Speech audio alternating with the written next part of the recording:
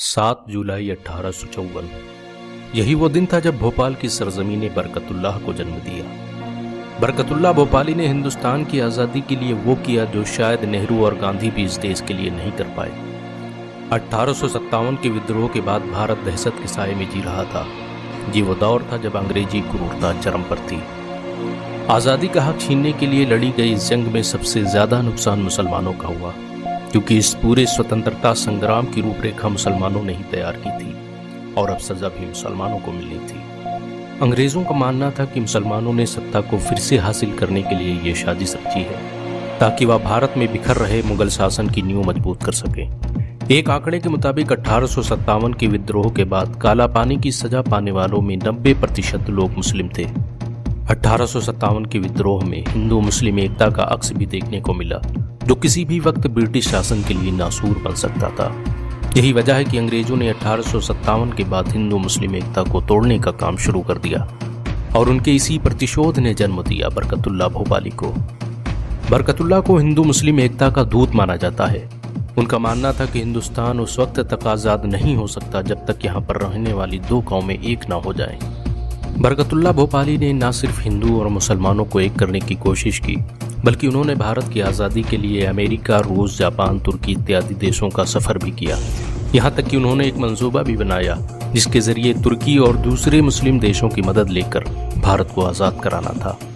बहुत ही कम लोग जानते हैं कि राजा महेंद्र प्रताप को भारत की आज़ादी में हिस्सा लेने के लिए बरकतुल्लाह भोपाली ने ही प्रेरित किया था।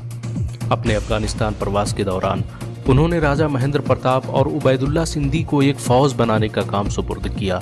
ये वही फौज थी जिसे आज आज़ाद हिंद फौज के नाम से जाना जाता है। इसको बनाने का मकसद यह था कि भारतीय नेताओं और उद्योगपतियों से फंड लेकर इससे आधुनिक सुविधाएं प्रदान की जाएं और फिर हमला कर देश को आज़ाद कर लिया जाए। आज़ाद हिंद फौज का असल हेडक्वार्टर मदीना मुनव्वरा था, बाकी काबुल, कुस्तुनतुनिया और तेहरान में थे। प्रथम विश्व युद्ध के दौरान बरकतुल्लाह भोपाली और राजा महेंद्र प्रताप ने मिलकर बर्लिन में अंग्रेजों के खिलाफ जबरदस्त प्रचार किया। यहाँ तक कि वह जब 5 अप्रैल 1915 को बर्लिन से रवाना हुए तो बर्लिन कमेटी के सदस्य और शासक उन्हें छोड़ने सरहद तक आए। बरकतुल्लाह भोपाली का सबसे बड़ा काम हिंदुस्तान की पहली खुद मुख्तार हुकूमत का ऐलान करना था। 1915 में अफगानिस्तान आने के बाद उन्होंने वहां के शासक अब्दुल रज़्ज़ाक और राजा महेंद्र प्रताप के साथ मिलकर 1 दिसंबर 1915 को भारत सरकार की स्थापना का ऐलान कर दिया। काबुल में स्थापित की गई सरकार में राजा महेंद्र प्रताप को राष्ट्रपति, बरकतुल्लाह भोपाली को प्रधानमंत्री, मौलाना उबैदुल्ला सिंधी को गृह मंत्री, मौलवी मोहम्मद बशीर को सेनाध्यक्ष, मोहम्मद अली को राजनयिक बनाया गया। 1915 में स्थापित हुई इस हुकूमत ने वो काम किया जिसने भारत की आज़ादी के सपने को साकार कर दिया। अफसोस, भारत जिस वक्त आज़ाद हुआ उस वक्त बरकतुल्लाह भोपाली इस दुनिया को अलविदा कह चुके थे। मरने से पहले बरकतुल्लाह भोपाली के आखिरी अल्फाज यही थे कि मैं तमाम उम्र अपने वतन की आज़ादी के लिए जद्दोजहद करता रहा। ये मेरी बड़ी खुशकिस्मती थी कि मेरी ये ज़िंदगी मेरे प्यारे वतन के काम आई।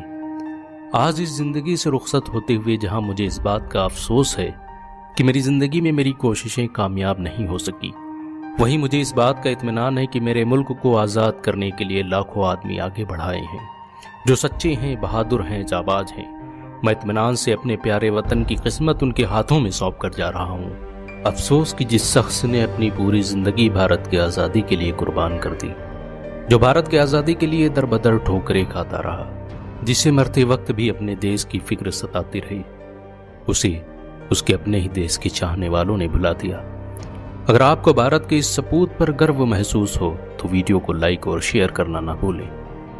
अगर आपने अभी तक हमारे चैनल को सब्सक्राइब नहीं किया है तो सब्सक्राइब कर लें और घंटा दबाना ना भूलें।